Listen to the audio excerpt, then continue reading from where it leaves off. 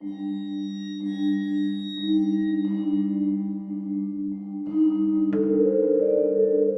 are all evil, in some form or another. Are we not?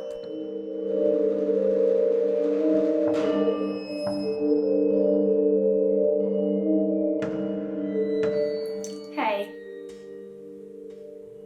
Netflix has been releasing really good true crime documentaries lately. And this week, it just released a documentary about the Night Stalker.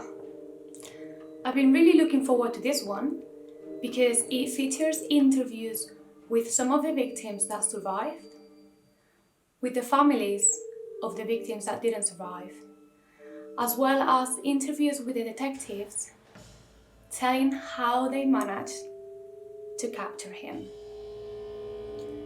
The Night Stalker is the nickname that the news media gave to Richard Ramirez, who was an American serial killer, rapist, and burglar.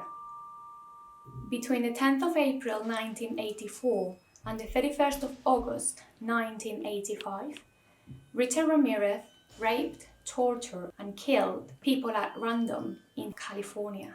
He would break into people's homes while they were asleep and used whatever weapon he had in hand to kill them.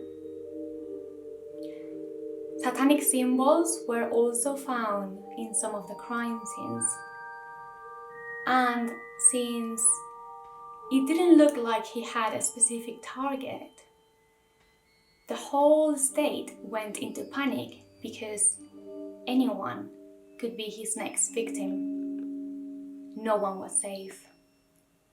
During the trial that began in September 1989, Ramirez made several references to Satan. He described himself to be a Satanist, and he had a pentagram drawn on his hand. In the end, he was convicted for 13 counts of murder, 5 counts of attempted murder, 11 counts of sexual assault, and 14 counts of home invasion. He was sentenced to 19 death sentences to be carried out on the gas chamber. However, he died before his sentence could be carried out because of a lymphoma in 2013. But I'm not here today to talk about the Night Stalker. You can watch the Netflix documentary for that.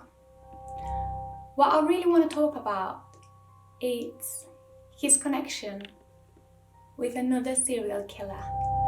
It's been reported that Ramirez stayed at the infamous Cecil Hotel during the summer of 1985. And that is the reason why it is believed that in order to pay tribute to Ramirez, Jack Unterweger chose the same hotel during the time he spent in LA in 1991 and commit his killings in the same city. Jack was born in Austria in 1950. He was the son of a prostitute and an American soldier that was never really present in his life. He spent his adolescence in and out of jail because of theft crimes and sexual assault on sex workers. He finally committed his first murder in 1974 by strangling a girl with her own bra. 2 years later, he was sentenced to life in prison for that crime. During his time in jail, he learned how to read and write properly. So he started writing poems, short stories, plays, and even his own autobiography called Purgatory or The Trip to Jail. This immediately became a bestseller, so people were starting to see him as an example of rehabilitation. He was seen as someone who got rehabilitated and reformed during his time in prison. So Austrian citizens, as well as journalists and people from the literature community, they all started a huge campaign in order to get Jack released from jail. After completing the minimum of 15 years that it's required by Austrian law, he was finally freed in May 1990. As soon as he was out, he became a celebrity.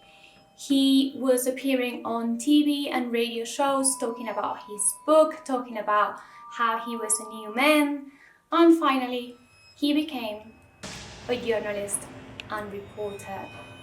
Soon after Jack was released from jail, a series of murders of sex workers started happening in a few places around Vienna, which is where Jack was living at the time.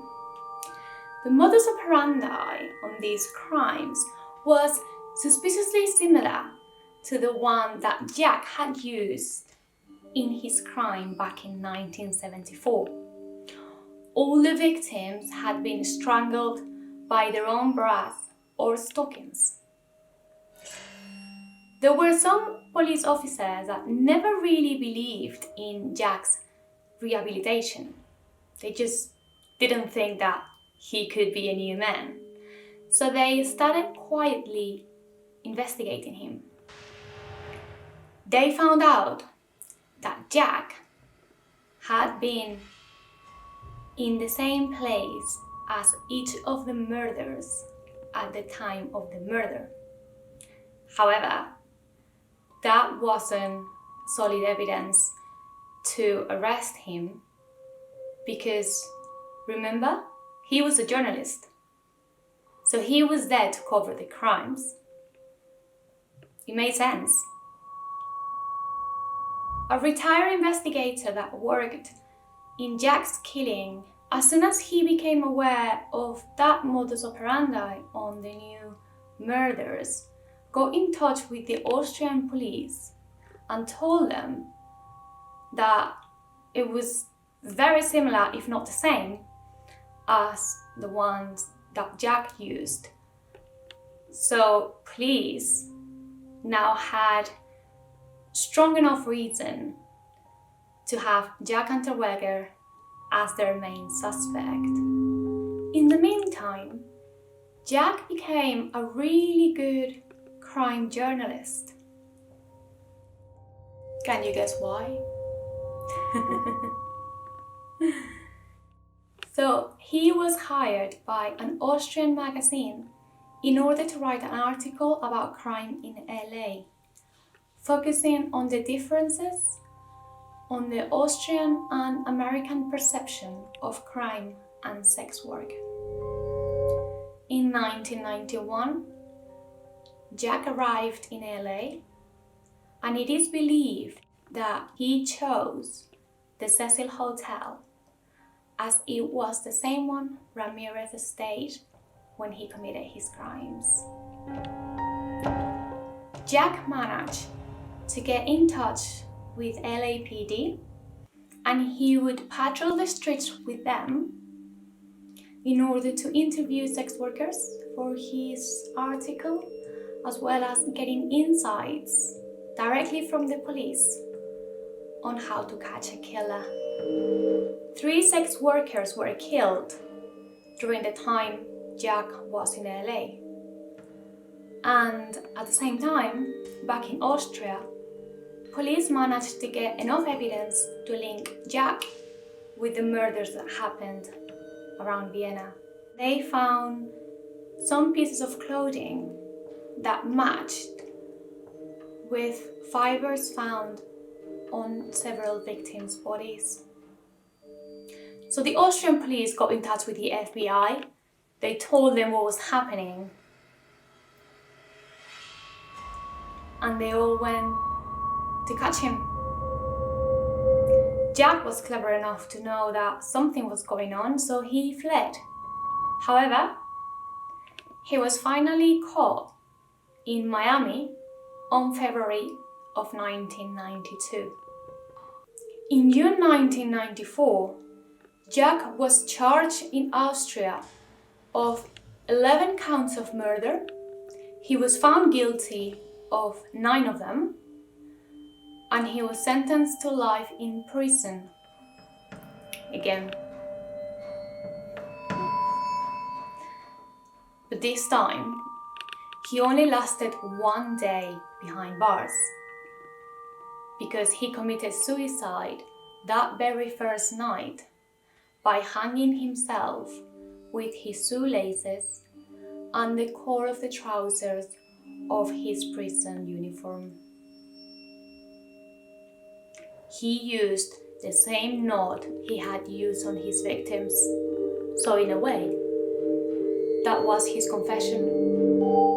Jack didn't have time to appeal his conviction, so under Austrian law, he is technically considered not guilty, as the verdict was not yet legally binding. Some experts think that Jack was a sexually sadist psychopath with narcissistic and histrionic tendencies.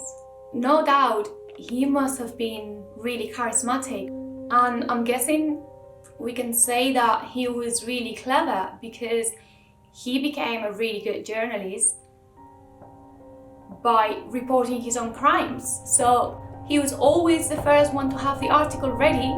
However, none of that prevented him from his own ending.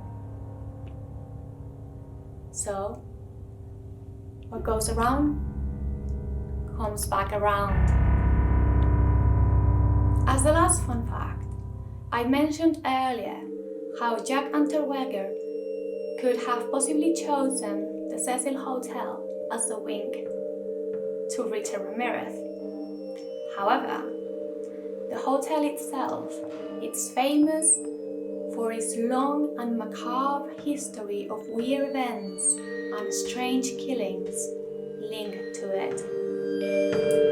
So stay tuned, because I'm gonna be making a video talking about all the dark stories that took place at the Cecil Hotel. We've now reached the end of the video.